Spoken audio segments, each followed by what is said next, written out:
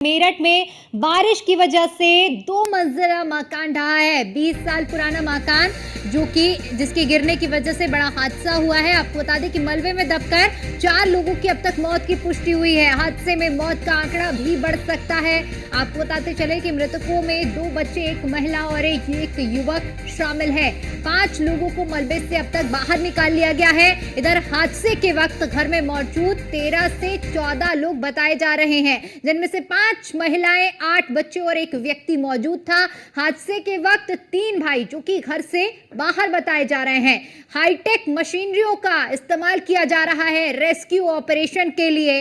Fire brigade की 3 team मौके पर मौजूद है। इधर एसएसपी और फायर डिप्टी डायरेक्टर भी मौके पर मौजूद हैं। एसडीआरएफ की 2 कंपनियां रेस्क्यू ऑपरेशन में जुटी हुई हैं। लोहिया नगर के जाकिर कॉलोनी की पूरी घटना बताई जा रही है।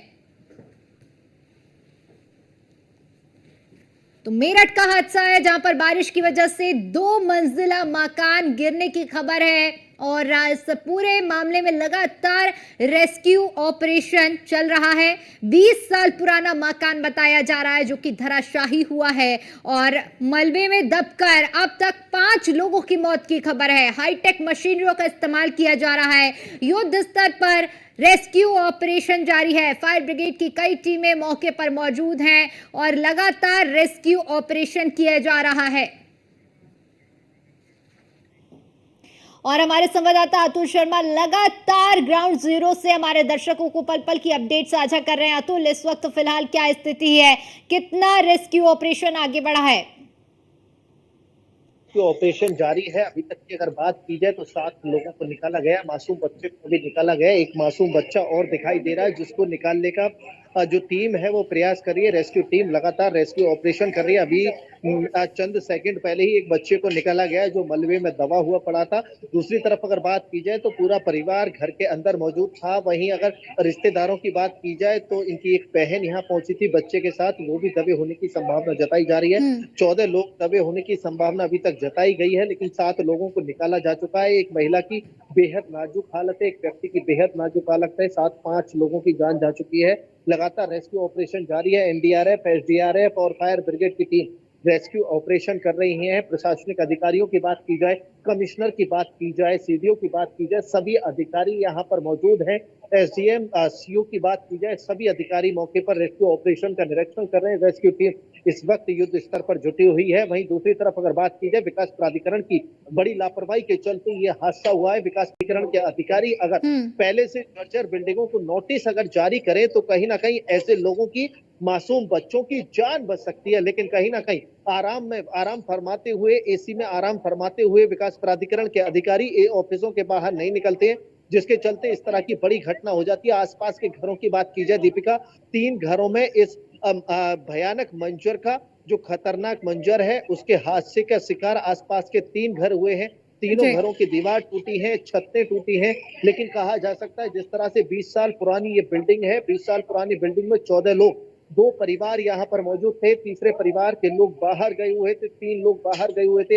एक मासूम बच्चा बाहर था। जो आसपास के लोग हैं तो उन्होंने भरभराहट कर गिरते हुए मकान की जो दहल है उससे कहीं ना कहीं आसपास के लोग परेशान है। प्रशासन की टीम ने, पुलिस की टीम ने आसपास के घरों को खाली करा दिया है। जर्जर बिल्डिंगों को खाली कराया जा रहा है, लेकिन हादसे के बाद खाली कराया जाता है। हादसे के पहले कभी इस तरह से खाली नहीं कराया जाता। अगर बात की जाए पहले अगर खाली कराया जाए तो ऐसे बड़े हादसों से कहीं ना कहीं जो बड़े हादसे हैं उससे लोग बच सकते हैं। कमिश्नर सामने दिखाई दे रही है। देखिए, जिस तरह से अतुल आपने तमाम बातों का जिक्र किया है और तमाम बड़े सवाल भी ये हादसा अपने पीछे छोड़कर गया है, लेकिन इस पूरे मामले में जानकारी जो मिल पा रही है कि गड्ढे वाली जमीन पर ये जो जाकिर कॉलोनी है वो बसी हुई है। ऐसे में बड़ा वाला सवाल ये है कि जो इधर निर्माण हुआ है, अधिकारियों की ये नींद, कुंभकर्णी नींद क्यों नहीं टूटी है, ये बड़ा सवाल। ऐसे जमीन पर निर्माण, ऐसी कॉलोनी का आखिर किसने इसकी एनओसी दी, किसने निर्माण होने दिया?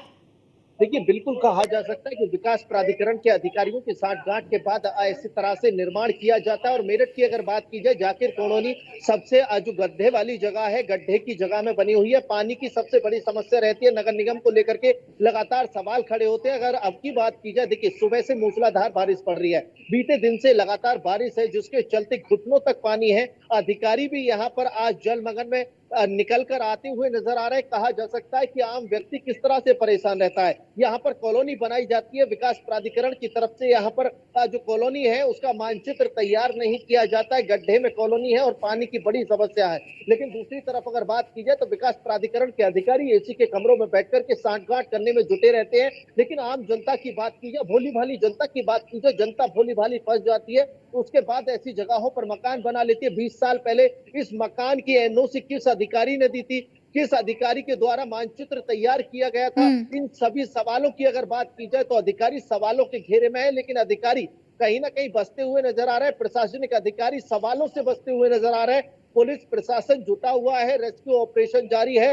लेकिन सवाल ये खड़े होते हैं कि जिस तरह से बड़ी घटना हुई है उसके बाद प्रशासनिक अधिकारियों की नींद क्यों जागती है? क्या उससे पहले नींद नहीं जाग सकती है? जिस तरह से जर्जर मकान है उनके लिए नोटिस क्यों नहीं दिया जाता है? बिल्डिंग क्यों नहीं खाली करवाई जाती है? लेकिन हादसा होने के बाद आसपास के लोगों को घरों से निकाला गया है। क्या पहले नहीं निकाला जा सकता था? जिस छत पर हम मौजूद हैं ये वही छत है जहां पर हादसा हुआ है। ये वही घर है जहां पर हादसा हुआ है। देख सकते हैं जिस तरह से 4 घंटे पहले, 6 घंटे पहले जो घर खुशहाल स्थिति में था, लेकिन अब वो यहाँ पर दुख का मंजर बन चुका है। दुख के मंजर की अगर बात की जाए तो यहाँ पर आसपास के लोगों के साथ साथ परिवार के लोग बेहद परेशान हैं। लेकिन कहा जा सकता है कि यहाँ पर लोग परेशान हैं। प्रशासन की आंख तब खुलती है जब हादसा हो जाता है, उससे पहले प्रशासन की आंख नहीं खुलती है। लेकिन देखा जा सकता है कि इस वक्त जो एसडीआरएफ, एनडीआरएफ और फायर की टीम है वो लोगों को निकालने का प्रयास कर रही है। लेकिन उनका प्रयास है सुरक्षित बाहर निकाला जाए। लेकिन कहा जा सकता है कि मलबे में दबे हुए लोग सुरक्षित बाहर नहीं निकल सकते हैं। दूसरे एक व्यक्ति की और यहाँ पर बॉडी दिखाई दे रही है। देख सकते हैं कि एसडीआरएफ की टीम उस बॉडी के नजदीक तक पहुंच चुकी है। एनडीआरएफ की टीम दूसरे बच्चे की तलाश में जुटी हुई है, जिस बच्चे का यहाँ पर सर दिखाई दे रहा है लेकिन मलबे में दबा हुआ पड़ा है। वो दर्द से किस तरह से उस बच्चे ने वो दर्द झेला है। 2 मंजिल इमारत उस बच्चे के सर पर इस वक्त टंगी हुई है, पूरी बॉडी दबी हुई है। लेकिन फिर भी प्रशासन के लोग उसको निकालने का प्रयास कर रहे हैं। वो मेहनत से जुटे हुए हैं कि उनको बाहर निकाला जाए। लेकिन देखिए, कहा जा सकता है जिस तरह से बड़ा हादसा हुआ और हादसे के पीछे प्रशासन जिस तरह से मौन है। प्रशासनिक अधिकारियों की बात की जाए, जिला अधिकारी की बात की जाए तो अभी तक मौन नजर आ रहे हैं। प्रशासन के लिए बड़ा चैलेंज है कि मेरठ के शहर में इस तरह से बड़ा हादसा होता है और दूसरी तरफ प्रशासन के लोग कहीं ना कहीं बचते हुए नजर आते हैं। प्रशासन को जवाबदेही बनती है।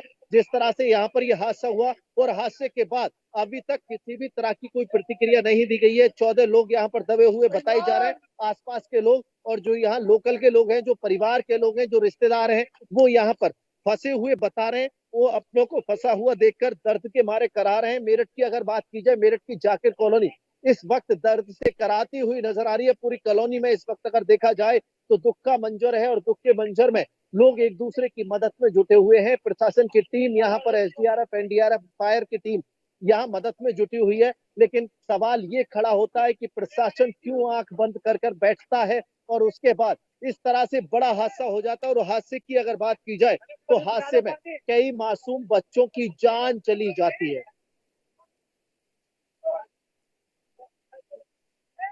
ऐसे में आप प्रशासन को इस हादसे से एक बड़ी सीख लेनी चाहिए।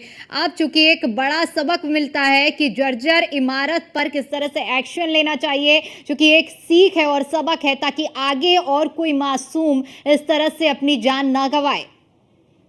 देखिए, बिल्कुल दीपिका, बिल्कुल सही बात है कि जर्जर बिल्डिंगों पर कार्रवाई होनी चाहिए, उनके लिए नोटिस जारी करना चाहिए। प्रशासन की ये जिम्मेदारी है कि जर्जर बिल्डिंग मालिकों के लिए नोटिस जारी करना चाहिए, उनको खाली करवाना चाहिए। क्योंकि मूसलाधार बारिश ये भगवान का प्रकोप है, भगवान की बारिश है। कहा जा सकता है कि लोग परेशान हैं, बारिश लगातार पड़ रही है। लेकिन अगर हकीकत की बात की जाए कि जो जर्जर बिल्डिंग है उनमें पानी मरने के बाद, पानी रुकने के बाद ये बड़े हादसे होते हैं। पहले भी बड़े हादसे हुए हैं लेकिन मेरठ प्रशासन की आंख नहीं खुलती है। हादसा होने के बाद प्रशासन की टीम रेस्क्यू की बात करती है। जिला अधिकारी साहब की बात की जाए तो कहीं ना कहीं वो कार्रवाई की बात करते हैं। लेकिन 20 साल पहले जिस वक्त ये कॉलोनी बसाई गई यहाँ पर, तो आसपास के मकानों की बात की जाए, किसने मानचित्र यहाँ पर डेवलप किया, किसने जारी किया। लेकिन कहा जा सकता है कि यहाँ पर जो काम है, देखिए, कागजी घोड़े दौड़ते हुए बड़ी तेजी से नजर आते हैं। लेकिन हकीकत की बात की जाए, हकीकत में गरीब व्यक्ति परेशान रहता है, गरीब पर आफत पड़ती है। क्योंकि अगर मानचित्र स्वीकृत करवाता है तो उसमें लंबा समय लगता है। और लंबे समय की बात की जाए तो ये गड्ढे की कॉलोनी है,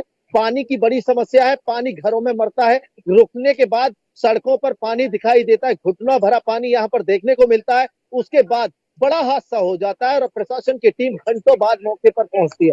लेकिन आसपास के लोगों में अफरा-तफरी का माहौल होता है, क्योंकि अफरा-तफरी इसलिए मचती है क्योंकि आसपास के लोग उस मंजर को देखते हैं, उस भयानक मंजर को देखने के बाद लोग परेशान हो जाते हैं, क्योंकि कई लोग अंदर दबे पड़े हैं।